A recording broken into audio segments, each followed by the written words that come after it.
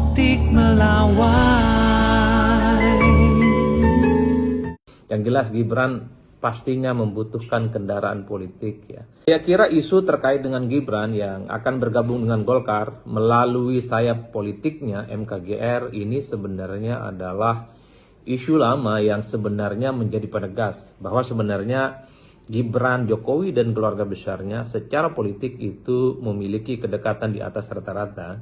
Bahkan kita tahu terpilihnya Bahlil sebagai Ketua Umum Golkar itu juga dianggap tidak terlepas dari kontribusi yang kemudian saat itu dimiliki oleh Jokowi yang posisinya masih sebagai presiden. Bahkan juga publik melihat Ketua Umum Golkar saat ini, Bahlil Lahadalia, adalah sosok yang sering juga disebut sebagai Jokowisman.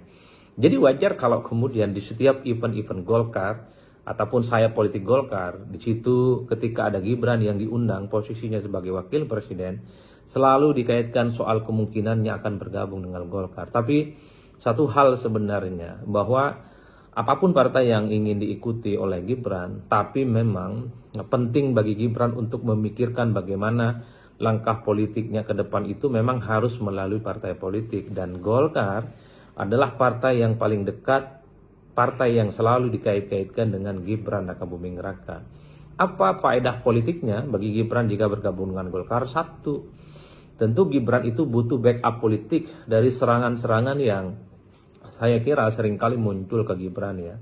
Harus diakui proses Gibran maju sebagai wakil presiden sampai hari ini kan selalu memancing polemik ya, terutama terkait dengan putusan MK nomor 90 di mana usia calon presiden dan wakil presiden saat itu yang cukup polemik, yang dinilai memudahkan memang bagi Gibran untuk maju sebagai wakil presiden. Jadi praktis sejak saat itulah kemudian kritik kepada Gibran itu tanpa henti.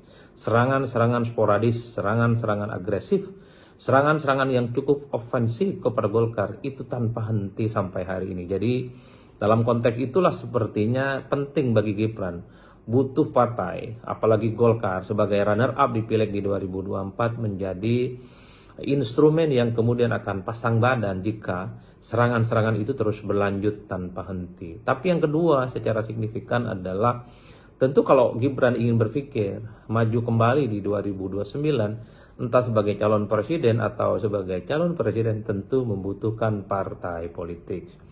Nah, Golkar bagi saya adalah partai yang cocok, apple to apple bagi Golkar, bagi Gibran maksud saya, untuk menjadi bagian di dalamnya. Nah, sekarang problemnya adalah apakah Golkar mau menerima Gibran sebagai kader mereka, dan Gibran dianggap sebagai insentif dan menjadi figur kunci yang akan mereka harapkan, mereka perjuangkan untuk di 5 tahun yang akan datang. Mengingat kita tahu di Golkar itu begitu banyak kader-kader senior, kader-kader berpengalaman yang saya kira kontribusinya membangun Golkar juga cukup luar biasa.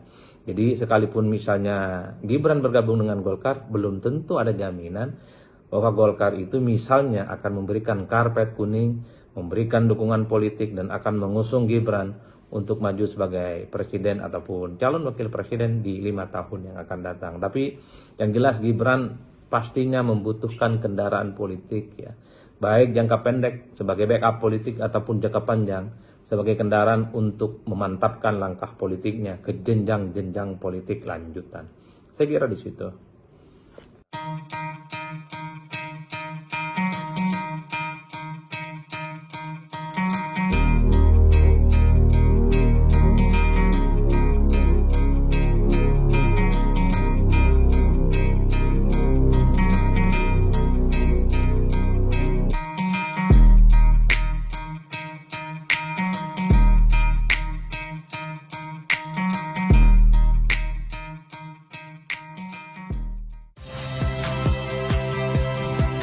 Saya, Cynthia Rompas.